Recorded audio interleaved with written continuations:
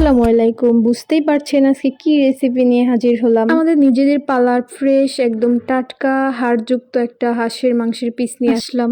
আজকে এটাকে বেশি করে রসুন এবং নাগামরিচ দিয়ে ভুনা করা হবে। পিস পিস করে কেটে নেওয়ার পরে এটাকে বেশ ভালো মতো ক্লিন করা হবে। হাঁসের যে একটা গন্ধ থাকে সেই গন্ধটা যেন না থাকে।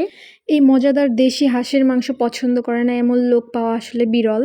এই মাংসের কিছু সাইড ইফেক্ট আছে, যেমন অ্যালার্জি যাদের তারা একটু এটা থেকে দূরেই থাকে।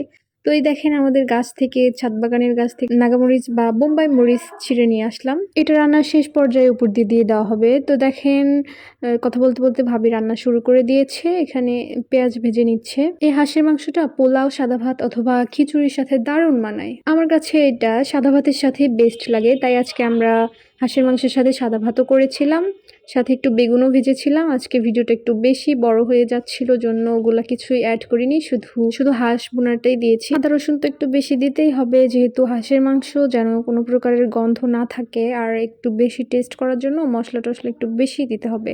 মশলাটা একটু বেশি সময় নিয়ে কষানোর পরে মশলার কাঁচা গন্ধ দূর হয়ে যাওয়ার পরে মাংসটা দিয়ে দেওয়া হলো। হাঁসের মাংস সাধারণত উচ্চ প্রোটিন এবং আয়রন সমৃদ্ধ হওয়ায় এটি সাধারণত শীতকালেই বেশি খাওয়া হয়। বাট হাঁস লাভারদের আবার শীত গরম আছে নাকি, সব সময়ই চলে। হাঁসের মাংস একটু বেশি সময় ধরে ভুনা করতে হয়, যেন এটা ভুনা হতে হতে একটু রংটা কালচে কালচে রঙের হয়ে ওঠে। তখনই বুঝতে হবে যে ফুলফিল ভাবে কুকিং হয়ে গেছে। আমরা এখানে বেশি সময় ধরে ভুনা করছিলাম। খড়ির জালের রান্না একটু তাড়াতাড়ি সিদ্ধ হয়, প্লাস অন্য লেভেলের একটা টেস্ট হয়। রোজা অবস্থায় একটু রান্না বান্না করাটা একটু বেশি কষ্টের, তারপরেও ব্যাপার না, আমরা রেখে দিয়েছিলাম ইফতারের পরের খাবার জন্য।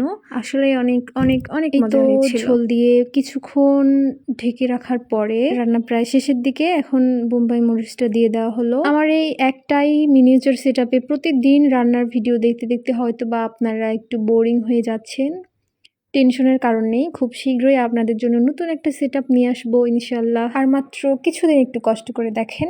আপনাদের আর কি বলবো, আমারই তো বোরিং লাগে একটাই সেটআপের ভিডিও করতে। এখন ভাবি একটা সিক্রেট মশলা দিয়ে দিল। মশলাটা একটু মাংসের সাথে ভালো মতো মিক্স করেই নামিয়ে নিবে, আর বেশিক্ষণ রাখবে না। আমাদের কাছে হাঁসের মাংসটা একটু শক্ত শক্ত থাকলেই বেশি ভালো লাগে।